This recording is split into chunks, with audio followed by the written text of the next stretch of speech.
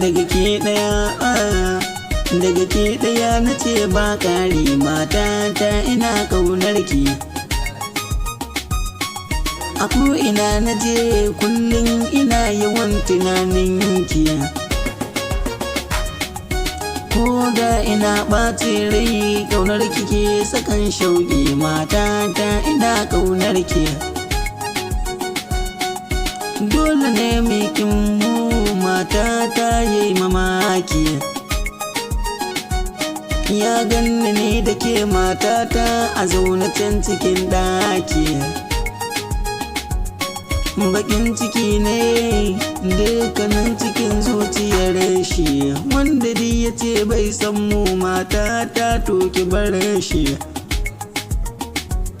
Ni ma ina yawan ƙaunarki, tunanin ki ke damuna, ni dai ina son ki